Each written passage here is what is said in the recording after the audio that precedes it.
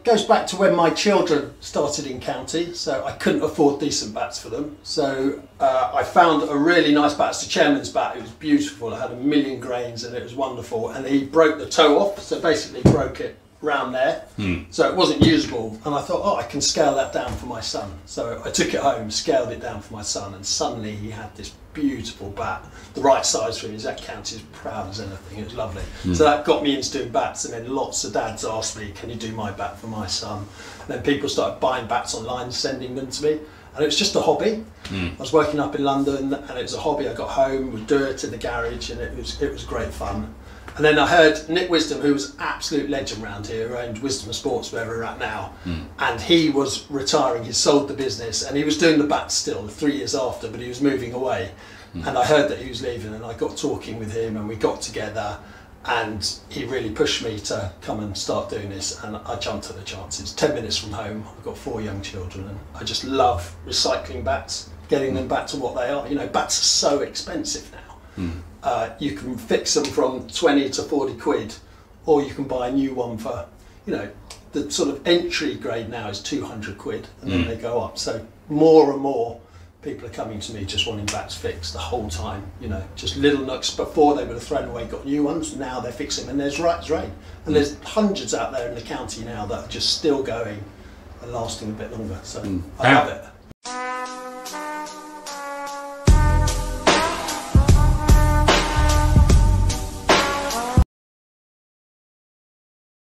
Anything up to 50 bats a week. It's absolutely crazy. Yeah, you come in here on a Monday and it's like accident and emergency. All the games at the weekend, people have broken bats, something's gone wrong with them, bits come off it, and they bring them in. So yeah, it can be up to 50 bats. Right. And then even in the winter now, with all the local schools playing through the winter, a lot of people playing indoor cricket, indoor nets. It's sort of an all-round business now. Yeah, no.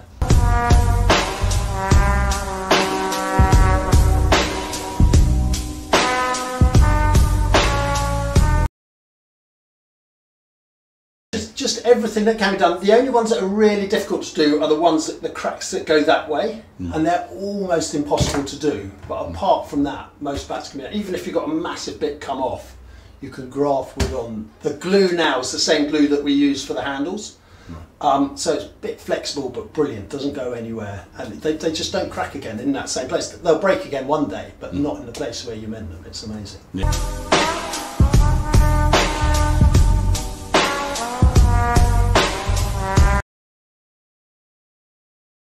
Who knows? I mean, they can go out the next ball and break it somewhere else. That's the lottery of bats. To a certain extent, bats aren't, like, I always bang on, they're not oiled enough, they're not looked after well enough, so they tend to come brittle, so they don't last as long. I think people almost expect bats to last a year now.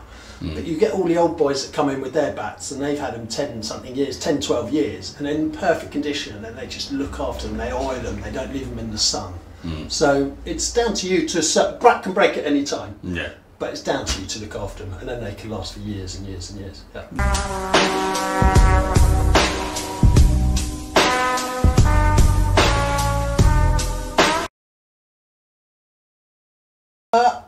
I think because the sport's growing more and more, I think more are being sent to India in containers.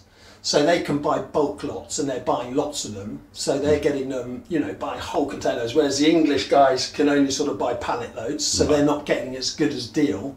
But I think mainly because it's a throwaway. They just get used one season, get thrown away, and it's just a massive turnover of bats. So that's what I love. I feel like it's sort of recycling.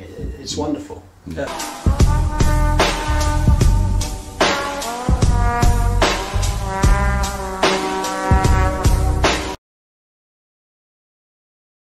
Through Wisdom Sports, the shop, so you can just come in and bring them in, or through Instagram. I do most of my work comes through Instagram. And that's that Barney Bats. Barney Bats. People come in. I have on my bats that I have a QR code, so people can press on that and come through to me. But no, a lot of my work comes through Instagram and WhatsApp. Yeah.